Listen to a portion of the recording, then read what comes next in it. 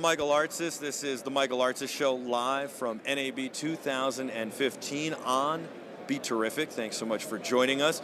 I've got Kim Couture here. She is an amazing, legendary MMA fighter. I think you've changed the business. We'll talk a little bit about that.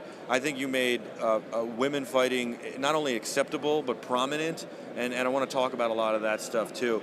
I want to tell everybody why we're here first real quick, and we're gonna be looking at this camera the whole time. Okay. The other one's just for people who walk up and want to know about this, to be able to look at. Okay. So basically, we're broadcasting live off of an iPad, which is amazing, using the BeTerrific app, and they're able to, it allows it to be a live production facility, graphics, commercials, all sorts of great things, and that's why people are curious about it. You can add multiple cameras, although in this environment, because they get added wirelessly, there's so much RF, satellite, and all sorts of stuff that's getting thrown around because this is a broadcasting convention, everybody's showing off their technology, that it kind of screws the signal up, so we go single camera and still get to see a lot of these benefits. We're in the Vitech booth, which is an amazing company, and Vitech owns a lot of brands, including BeTerrific, and we do the live big BeTerrific show back there covering NAB. NAB is the National Association of Broadcasters convention.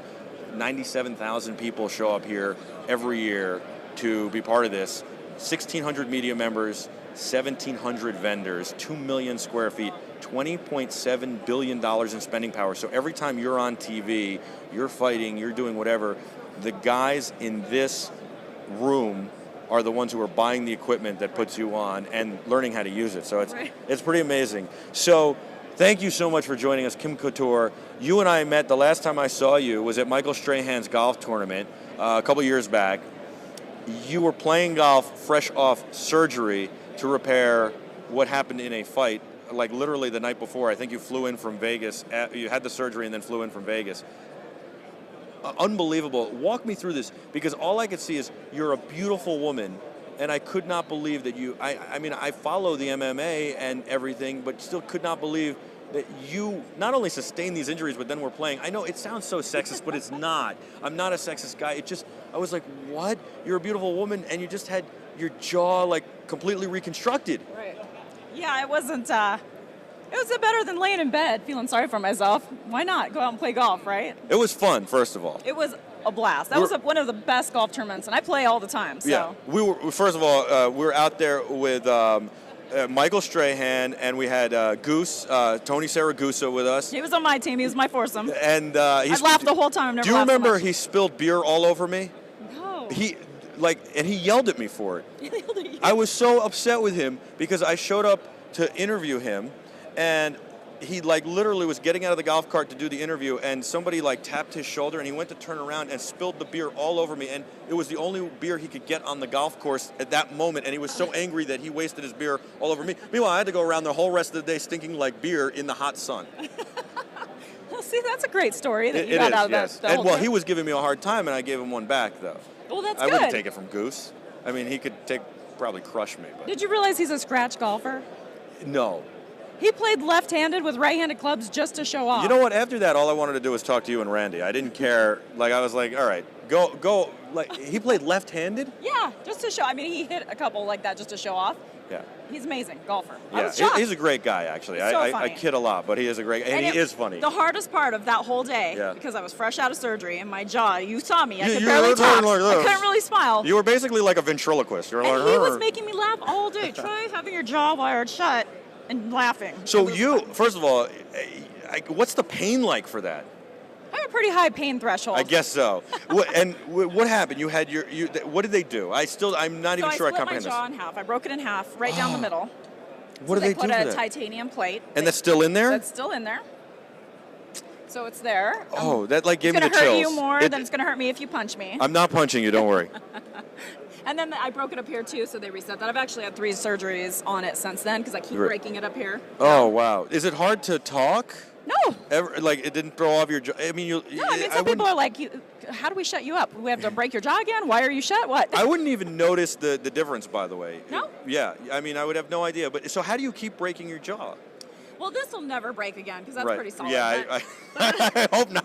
If that breaks again, then they got to figure out something with titanium. Titanium isn't tough enough. Up here on the top part here, it broke off some of the bone. Okay. So it's just not stable in there. Is it weird having metal in your mouth? Like, I guess people have cavities and they get it filled. But Right. I mean, luckily I don't feel it. what happens when you go through the metal detector? Nothing. It's titanium. Oh, wow. That's a secret we probably shouldn't have given out on air. So, was that the worst injury you've sustained? No, actually, that was a piece of cake. It was kind of a walk in the park. I tore everything in my left knee, and I was out for about 2 years with that. Wow. And I had one fight since then, but that's kind of what did me under because it's still not the same. I still have a hard time running, a hard time kicking. Just not knee normal. injuries are really hard. And are you done? Are you going to fight again? I never say never because I'm crazy like that. What is that. it with fighters that they can never just you can't? I mean, you've done amazing things. You've accomplished so much, and you've been beaten up a lot too, right? Yeah. It was a learning curve. You have two great businesses we're going to talk about. You're an amazing person. You've done so much for the sport and for women in general. Thank you. Why can't you just say I'm not fighting anymore? Because, like everybody else, I have a lot of stress. And when people have a lot of stress, I'm telling you all, the best way... You're not stressed right now, are you? Because I'll back up a few feet. But the best way to get rid of it is to go punch somebody in the face. I hate to say that, but... I kind of agree with that. I'm not kidding because I'll tell you, I'm a hockey guy, right? And for me, I take it out on the ice. And I watch hockey and I'm like, why waste your time chasing that little thing around? Just punch each other. I mean... We do a lot. Get to the point. We do a lot of that, and I give a shout out to my high school hockey team, the Great Neck Bruins. All we did was fight. In fact, we went to the state championships in New York State. Our coach literally, I told the story one other time on air. We had 5 minutes left in the game, down by like 3 goals. The other team had 6 players left in the game. A lot of fights thrown out. We had not a full bench, but enough players. Coach just looks at us and goes, "Go start a fight." We start the fight. They get ejected. They don't have enough players to finish the game. We go to the States. Ah. Yeah. See? So comes in handy. Yeah, it does come in handy. We did like that. It worked out. And so you have, but you've really, I think, made what you do. Do you realize what you've done for women and for young girls? Because first of all, you get young girls involved in mixed martial arts and all sorts of other martial arts, and it gives them such confidence. It does. And on a very serious note, it really changed my life for the better. I mean, I was confident before. I grew up in the rodeo world. You know, I left my executive position with Steve Wynn. I was there for 7 years to go start fighting. How did that happen? First of all, what's it like working with Steve? He seems like a great guy, and like working with him and learning from him must have been amazing from a business standpoint. Oh, I was a sponge. I loved being there. Everything is about as high class as you could possibly imagine. And I just learned how to really value your customers. You know, his customer service is over the top. And he doesn't pinch pennies. You know, a lot of people pinch pennies because they're all about the margins. Sure. And he really doesn't. He believes in quality, and he believes in giving more, and you will get that, loyalty back. And it was one of the greatest things that I could have ever done. Wow. And so how do you say, all right, I want to be in MMA, I can do this, and I'm leaving this cush job?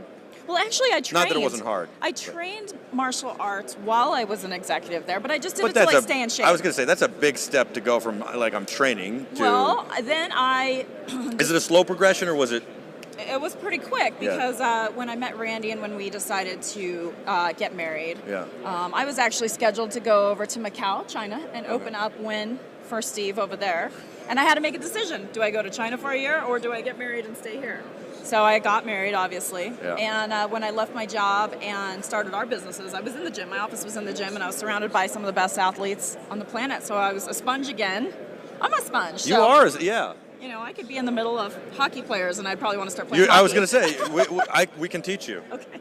That's next. I'm playing hockey. So, but do you realize what you've done really for women and for the sport too? Like, what about for the sport? Because I think until you, in all seriousness, and I'm not inflating your ego or anything, this is reality. In all seriousness, female MMA fighting was the lowest thing on the totem pole, right? And then you get involved, and all of a sudden everybody's paying attention, and everybody wants to, every young girl who's interested in this wants to be you, and is not afraid to say it now, because before it was like, you know, for a young girl to say I want to be an MMA fighter was like, you know.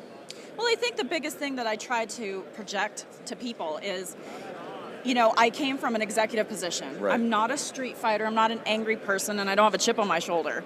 But it was a sport that was teaching me a lot about myself. If there's ever a time when you need to find out about you more, which everybody should take the time to do that, lock yourself in the cage with somebody who's trying to kill you. You know what I mean? Like, you'll learn a lot about yourself. But that training camp, 8 weeks leading up to a fight, you're on an emotional roller coaster, you're on a physical roller coaster, you're depleted mentally, physically, and it really makes you just step up, you know what I mean? So whether you're just grappling or you're actually fighting, it's the best thing that you could do to really kind of get yourself to that place where you have confidence and you know yourself.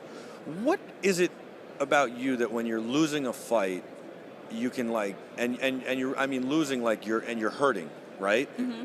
That you can just push on, like you just go to like another place or a fifth gear, right? Yeah. And you come back. Like how were you able to do that?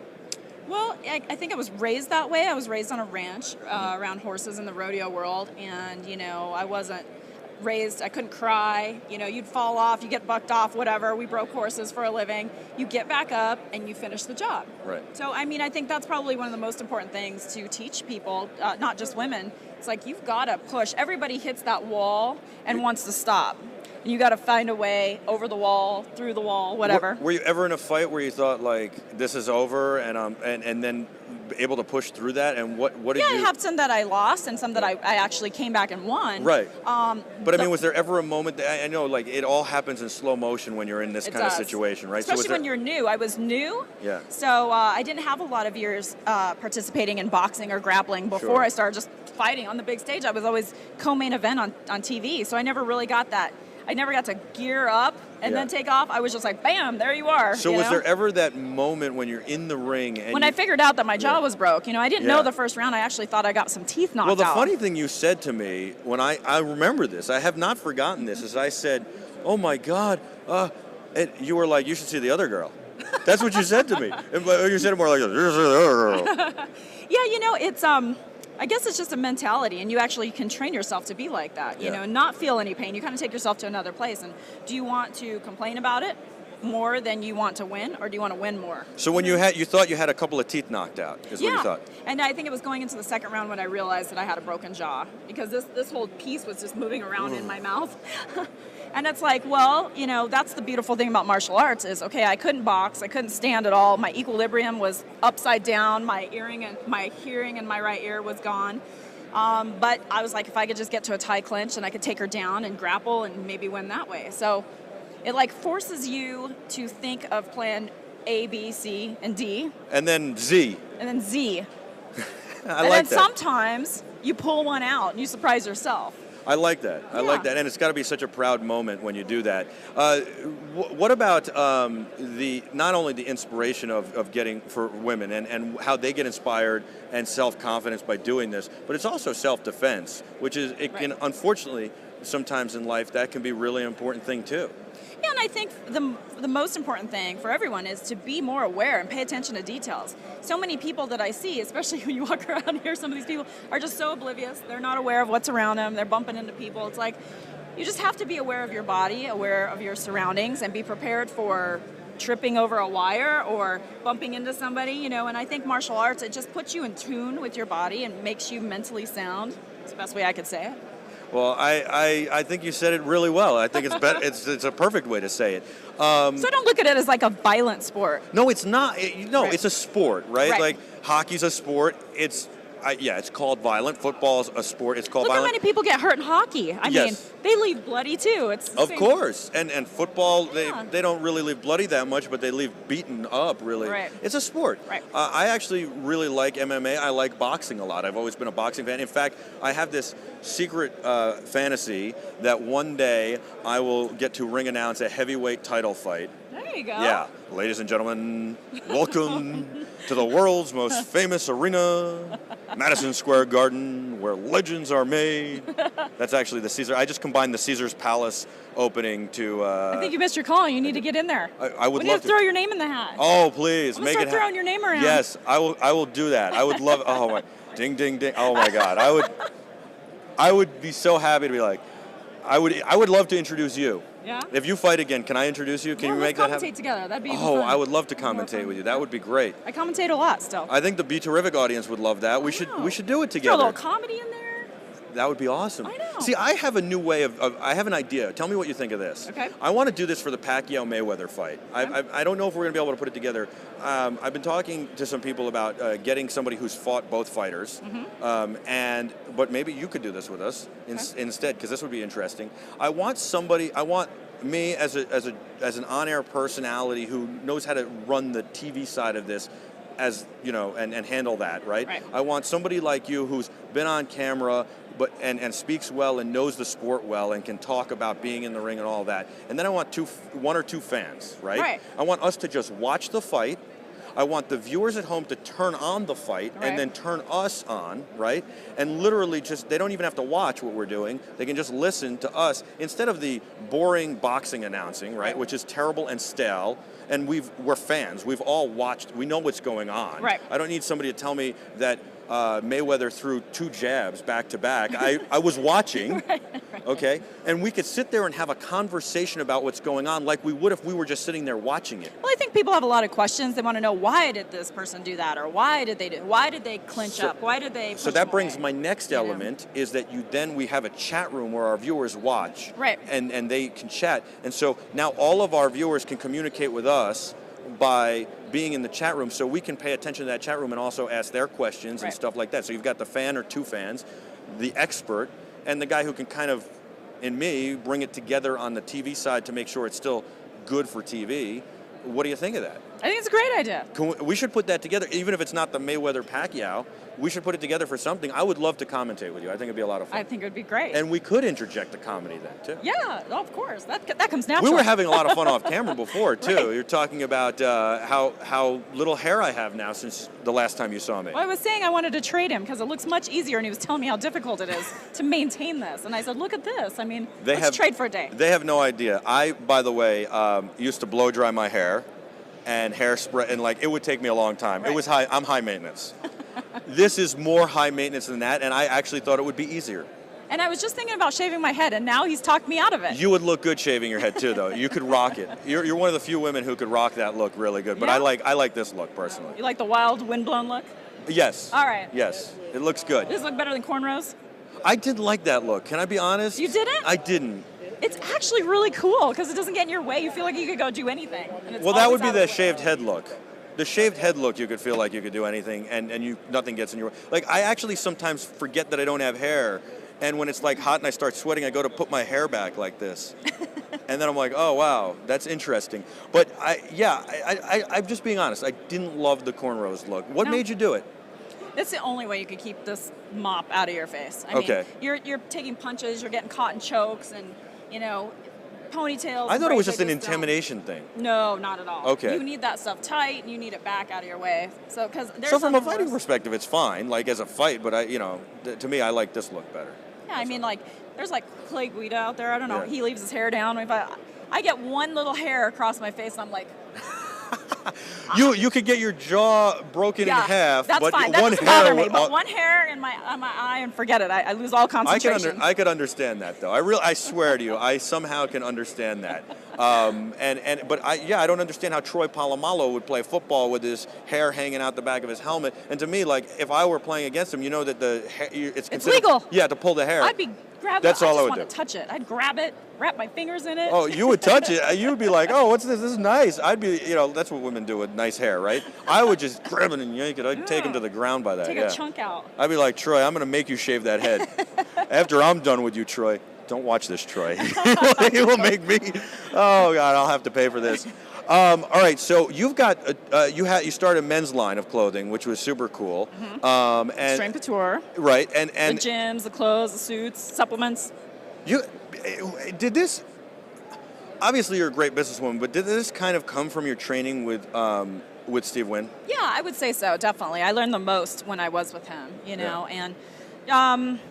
All business is the same. It's like you treat your customers great, you put out a good product, and like I said before, he's all about quality. So putting out the best thing. It's really interesting. I once met a very famous businessman, very wealthy, obviously, who said everything's a widget It doesn't matter if you're selling a service or you're selling a product. It's a widget. Yeah. It's not about that widget. Right. You have to treat the widget the same. Right. You have to treat the people, as you said, the customers the same, and the quality of the widget has to be good. Right. But it doesn't matter. You could take this product and replace it with that product and still use the same techniques or the same business philosophies. It's not the product, it's the people behind it. Right. And the quality and it's really the mentality. Well, I think everybody, I don't want to say everybody, a lot of people tend to get caught up in the margins and how much am I going to make off of this, and they start making a lot of money and they want to make more, and everybody just greed, Yeah. you know? And it's like, if you can put out a quality product and really take care of people, you know, there's not enough people that put the time and energy into like really taking care of, if you're a stranger and you wanted to buy something from me, I would want you to be happy. I want you to have quality, and I want you to really be happy and have a great experience, so that as I put more products out, you want to buy them whether you need them or not. Right, that's the whole point. And you want them to be loyal followers and fans in that way. And so Extreme Couture was, you put out great products. Great products. Yeah. We had a lot of content there to work with. We started supporting the fighters. And, you know, I did that on my own for 2 years before I then partnered with Affliction. Sure. And then we kind of helped each other blow up, you know. And, you know, I had that great idea of, like, let's do signature shirts for a lot of the big names because the sport was really blowing up. And everybody's like, I don't know if that's going to work. And it worked. And everybody loved it. That's excellent. But it's because you did it the right way. You didn't just throw out a silly design. You didn't just put a guy's face on the front of a shirt. Right. Right? You made it a design. That goes we back had great artists, too, that we worked with. But that's quality, and that's the people, right? There's a long story behind each shirt, so it was kind of cool. Yeah. And the more people would dig into the brand, the more they had fun with it. And I never really got a chance to do the girls line, so that's what I'm going to focus on now. And I think once I did go through a divorce and, you know, kind of was a recluse for a few years there, trying to figure out how to reinvent myself. Divorce is hard. It's hard. It doesn't matter, and we ended on great terms. I was going to say, you and Randy are still friends. Friends, yeah. Still support each other, but no matter what it is, it's hard. It's hard for people. And well, you're not really fighting right now, but he oversaw your training for a while afterwards, yeah. Yeah. Mm-hmm. Yeah, we stayed in great contact. I mean, he was one of the best coaches that you could ever ask for. So, but I mean, that shows too, though. I mean, he groomed you, obviously, but that shows that he could have walked away easily too. He didn't need to stay attached, right? Right. But it shows the commitment, and also the commitment he had, but also the level of that you guys were able to. Yeah, we had great respect for each other. So. But you became a little reclusive. I did, because you do so many great things, and I'm like, how am I going to top that? You know, that was so cool and it was fun. So now what I've decided to do is build this website. It's called rippedroses.com, and it's to help women who need help reinventing themselves. And I'm trying to build a network, so it's not just about me. I'm going to bring other celebrity and pro athlete women on there that have had to go through the same thing. And we're going to support each other, and we're going to kind of share our stories and information and help people that want to go on there. Like, say they want to reinvent themselves, they don't know how to start their own business. All the information, the contracts, the learning how to incorporate yourself, everything is going to be on the website. This is terrific. And I don't mean to say that because we're on BeTerrific, but this is what we like. We're going to share a network. We're going to share information. So if somebody's like, I need a lawyer, or I need a logo, or I think the hardest part is, the best part is that you're sharing information, because the hardest part when you start, especially a business, and it doesn't matter if you started before something else or had something that's successful, if you're doing something that's new or in a new field, or you've never started a business before, you have so many questions, not enough answers, and you don't know who to turn to for those answers. So to turn to other people who have been through it, and also to go to a place to get the right information. Seriously, this is really important. It's really awesome, and it's really inspirational, and I love it. I really do. And this is part of what BeTerrific is. We love to inspire our audience. We love to tell great stories, but we also love to share great information. And so this kind of fits all of that. Plus, I really believe that your story is really the American dream, right? You followed what you wanted to do and made a success in several different paths. And then you lose it. I mean, there's so many people that lose it all. Right. Whether they're normal people in business, or through a marriage, or through a death in the family, maybe their husband died, whatever. And, you know, people really need help in those situations. And I think showing, and I don't like when people look at celebrities like, oh, they're celebrities or they're pro athletes. It's like, they're real people. They have real problems. They fall just like everybody else. So let's show that side of them. And let's help people learn from our stories and the potholes that we already fell in for them. You know what I mean? I think that's good. That's really an important point. That's really a good thing.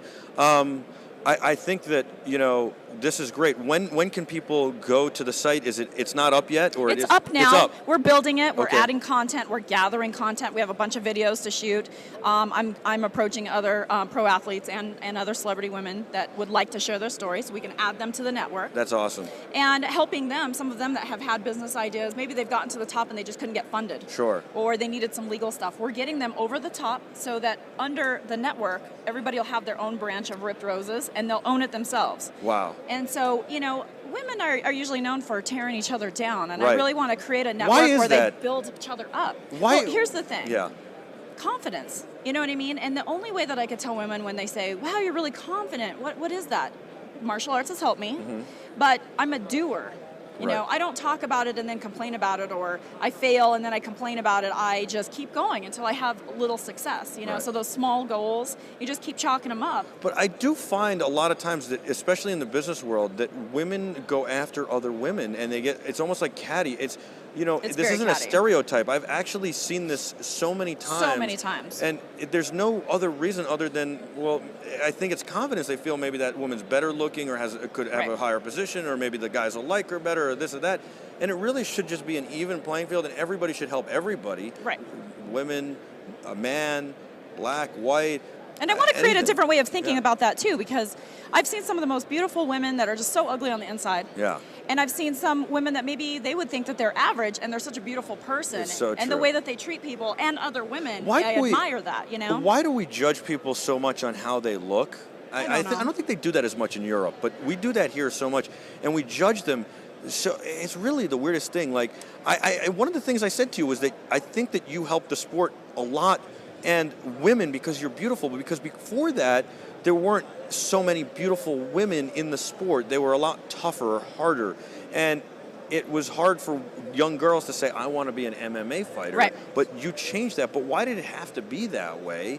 And I think it's actually more interesting that you came from the corporate world, had a great position, were a businesswoman, and smart, and had great instincts, and went into this and could show people that it doesn't matter what walk of life or how smart you are, where you are, you can do this, or you can do anything you want. Yeah, I want to get rid of perceptions. I mean, I'm hoping that this brand takes off bigger than the last one did. Right. I would like to speak to young girls, and it's like, I don't care about labels, I don't care about perception, I don't care about clout or who's doing what. I see everybody equal. The thing that kills and I treat everybody good. The thing that kills me, I love that, by the way. I love that. The thing that kills me so much is young girls who think they have to be a size 0, or they have to, right. Here's the thing. You look at a magazine, you know this. These girls look at a magazine and they look at it and they go, I have to be that, or I want to be that because a guy will then desire me, or whatever it is that drives them to want to be that. But that, even the model, that's not even the model. Like, the model will look at that and go, who is that person? Because they slim her out, they shave off the thigh, they take out the perfections. And of course, you kind of understand from a brand perspective, if you're a high-end watch company or whatever, you want the people you're paying not only a lot of money to, but the ad to look as good as it can look, so you want perfection.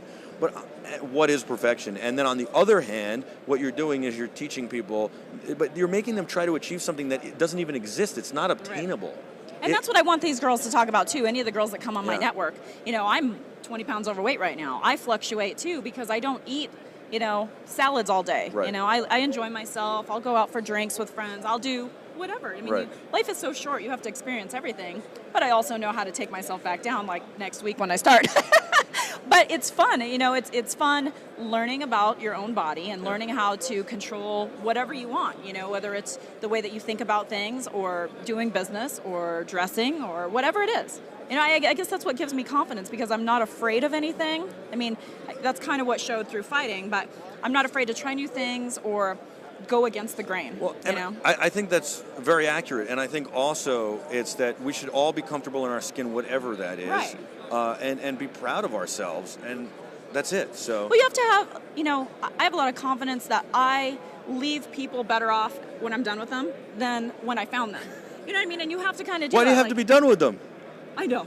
Never be done with you. It sounded kind of cruel, though. You're like, when I'm done with them, I want to leave them better. No, I mean, that's nice, and it kind of sounded cruel. Like, you have an expiration date. You're expired. See you later. I didn't mean that, but I know. We're having fun. I know. I'm teasing. But I wish more people would put more effort into that. Yes, because I agree. No, but I agree. I know what you're saying. Smile. It makes you feel better when you give somebody a compliment. It's so true. Like, people think I'm crazy. I will, like, the people, I go up to a counter to pay for something, and I'm chatting them up, and I'm talking, I'm having fun. The other night I went to get Tic Tacs. I went to get shaving cream for the head. And I was kidding with the woman, you know. I said, oh, you'll be my hero. I said, do you have shaving cream? And it was late at night after dinner. And I said, do you have shaving cream? She says, yes. And I said, it was foam. And I said, oh, do you have gel? If you have gel, you'll be my hero. Otherwise, I'll take that. And, you know, it comes to this whole conversation, and, you know, she's laughing and all this stuff. But it's just fun. And the guy I was with thought I was crazy. Like, just get the shaving cream and let's go. Right. But I made this woman's day better. Exactly. And you never know what you can do for people by just spreading kindness. You know what I mean? Be terrific. Be terrific. I'm going to say that all day. You should. Kim Couture, thank you so much for joining us. We want to have you on so much more. We want you to stay in touch. Okay, for sure. You're awesome. Thank you so much. It's been too long since I've seen you. I'm glad that you're completely healed now. I got to see your mouth move. Yes, I can talk now. You're awesome. She's the best, is she not? You guys are awesome too. You are what makes BeTerrific special. Thank you for watching. Sorry I lost the chat room halfway through by giving my phone to Peter, and we didn't get to ask your questions, but I promise next time we have Kim on, you'll get to ask your questions on air, make your statements. I do want to say two things real quick. Digital Phil had the best comment yesterday in the chat room, and he said, why was Peter Poon on the desk doing interviews when I wasn't? That wasn't Peter Poon. Very funny, Digital Phil. That was Dan Chung from News Shooter, and Dan is amazing, and I think that was a good joke. Last year I wanted to play a joke and have me interview Peter and tell everybody that it was Dan Chung. So anyway, we'll be back at 5:30 on the TerraDeck show doing the wrap-up show, and you got to watch that. All of it is on BeTerrific.com/live. I'm Michael Artsis. We're here live from NAB 2015 in Vegas. It is unbelievable. Don't forget, tomorrow we're back on with the Michael Artsis Show, and of course we've got a whole lot more live content, wall-to-wall content of NAB, your continuing live coverage. You don't want to miss a second. I got to thank TerraDeck and ViTech, of course, Kim Couture. Thank you. Dale Grand. Gene is the man. Adam, Peter have done a great job, worked so diligently behind the scenes. Of course, Perry from MXL Microphones, who hooked up this amazing mini mixer that is going to come to market in the next few months and works great. And we've been using that to have dual mics here. So it's pretty awesome. A really nice live mobile production unit centered by the Padcaster, the Century Optics lenses on the Padcaster, and the TerraDeck app that has us live with graphics, commercials, and everything. Pretty amazing, right? You're pretty amazing. Thank you. You're way too kind. Thank you. I appreciate that. Kim Couture, everyone. I'm Michael Artsis. Until next time, be terrific.